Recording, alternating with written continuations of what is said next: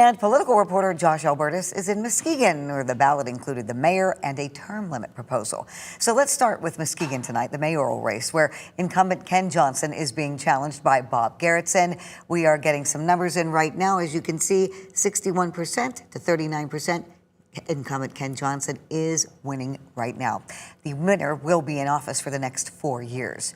Also in Muskegon tonight, Muskegon voters decided if city council members can be limited to a 12-year term. That proposal, we are getting some numbers in. We're waiting for our graphic to come up, and there it is. It is winning handily. 100% reporting. You can see 59% yes, 41% no, which means term limits will be going into effect in Muskegon. 13 on your side, political reporter Josh Albertus is live in Muskegon tonight. He's been following these races very closely all night. Josh, what more can you tell us?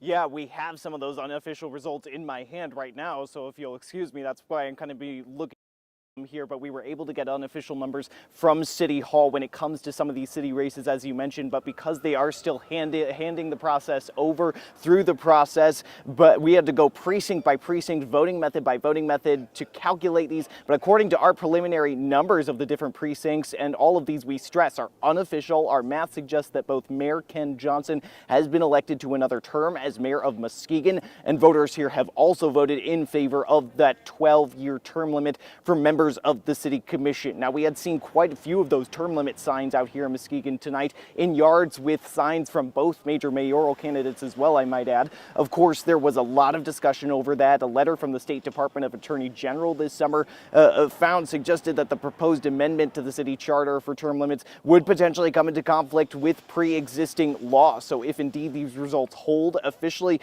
we could wait to see whether any litigation might play out as a result. But with all that the city commission does and what voters seem to decide tonight was the best form of representation, you can see just how much local elections could potentially play into someone's everyday lives here. Local ordinances, local millages in other communities. That's something that the county clerk seemed to echo when we talked to her earlier tonight.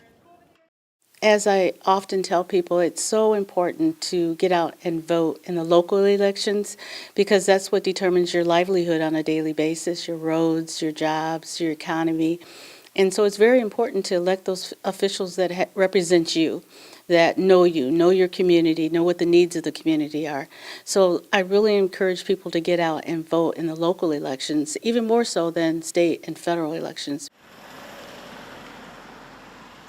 Now, as of just a few minutes ago, when I last checked, the county as a whole had not begun reporting any results. The county clerk tells us essentially, because of past questions over integrity, they are only going to report those on that website when 100% of the unofficial results are in. So we were going to wait for those to be posted as well, in addition to our math that we've been doing here. But of course, we're going to keep going over all of those top races throughout West Michigan and throughout the state as a whole coming up throughout the next half hour. Live in Muskegon, Josh Albertus, 13 on your side.